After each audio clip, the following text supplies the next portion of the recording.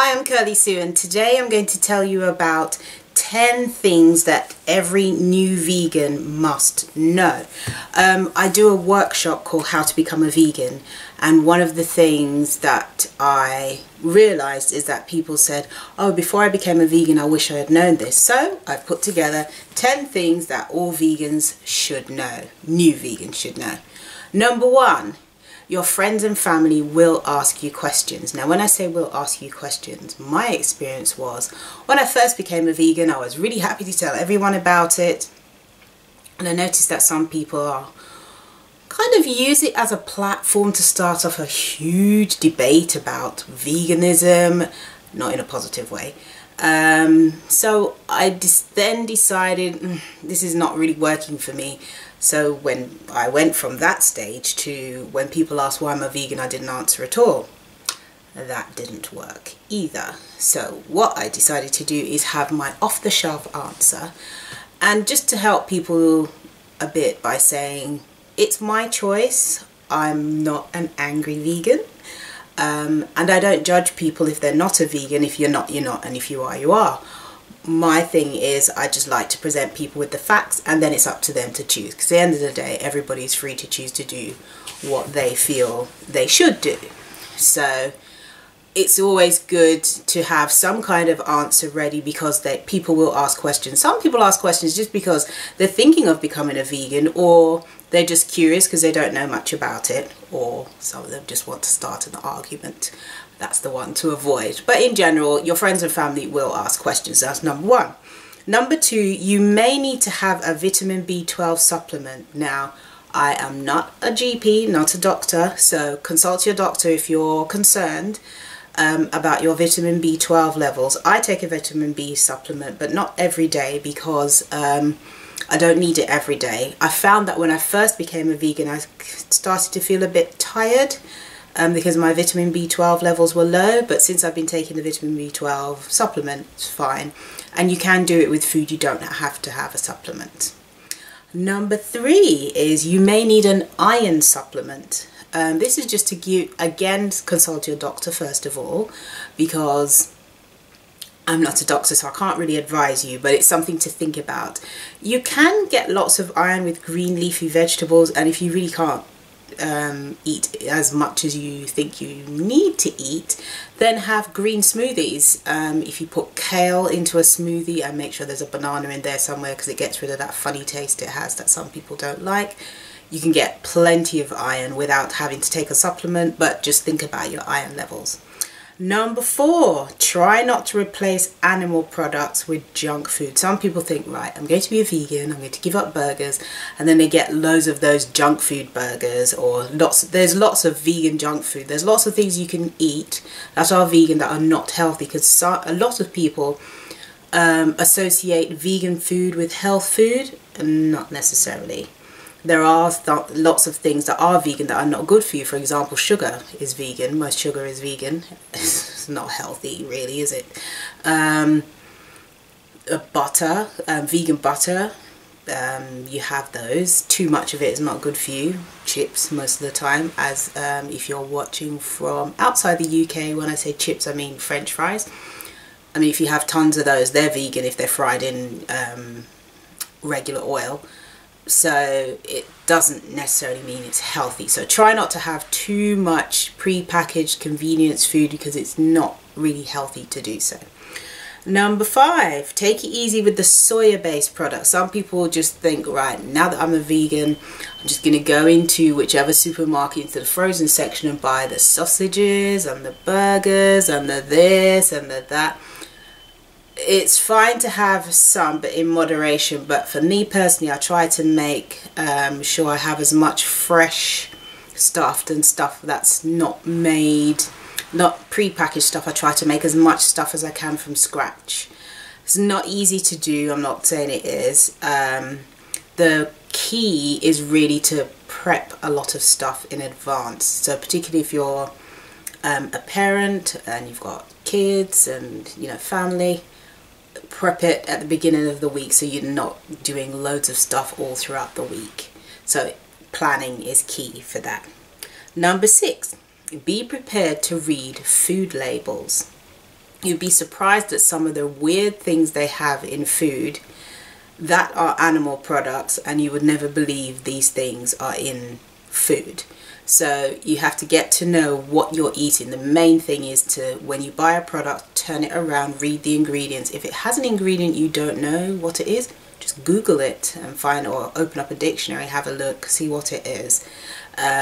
Some of it is quite disgusting when you find out what exactly it is. So you need to be an ingredient spy. Where am I? So 1, 2, 3, 4, 5, 6, 7, number 8. You won't necessarily have to avoid your favorite restaurant. Okay, if it's a steakhouse, then you may need to, if they don't do any other options apart from steak and more steak. But not necessarily, because a lot of restaurants these days do have vegan options, and to be honest, most restaurants are quite accommodating and they like to please their guests, so you can always ask for them to do a vegan version of a particular dish. What I usually do is call ahead. If I'm going to a restaurant with a group of people, I usually go online and look at the menu and see what they have. That happened to me this week. Some friends were going to a restaurant and they said, oh yeah, it's a really great restaurant, it's a Brazilian one. So I thought, okay. Went online. This was a Brazilian restaurant that served meat and more meat. So I thought, well, probably not the best restaurant for me to go with them to, because I would be eating nothing and more nothing. So always call ahead, go online, look at the menu. Doesn't necessarily mean you can't eat there. You can always ring the restaurants and say, I'm a vegan, what can you do for me? And they usually, most of the time, they'd be quite accommodating. And number 9, it does not have to cost more money to be a vegan. Again, people think that being a vegan is really expensive. But meat costs more than vegetables, so I don't really know why people think that. The only thing I can think of is a lot of vegans are quite conscious, health conscious of, not all, but are quite conscious of what they eat, and they always want it to be healthy. So because they tend to opt for organic and you know, really good quality products, people think, oh, if you're vegan it's really expensive. I can't see how it is, because vegetables don't cost anywhere near as much as meat and fish and stuff like that. And then you're not buying dairy and things like that, so you're saving quite a lot of money. And number 10, you don't have to make the transition to being a vegan all at once. Now I say that because some people think, right, I'm going to be a vegan as from the whatever date, I will have no more meat, fish, dairy, honey, eggs, blah blah blah. No. I would phase it in slowly, because if you notice, most things in nature happen slowly. A plant grows slowly, a woman is having a baby, the baby grows, it takes 9 months, you know. If you're doing things naturally, that's best for the body. Usually if you phase it in slowly, it's much better than to boom, make a massive drastic change all of a sudden.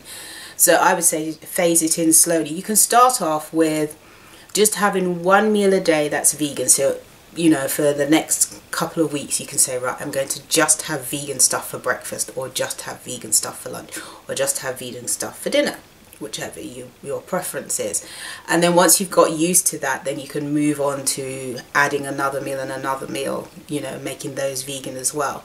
But the best thing to do is to do it slowly and plan in advance, and look at what you do already eat that is not vegan, and think of a vegan version of it, and, you know, find veganized versions of it. For example, if you really like lasagna, there's really great recipes for vegan lasagna, and you don't have to give up lasagna, and they don't have, some are good and some are not good, so you find the flavor that you like, because sometimes people associate vegan food with, ugh, although it's vegan, it can't taste any good. So what I sometimes do is give people stuff that's vegan, and I don't say that it's vegan. The clue for them should be is that I'm not going to cook it if it's not vegan.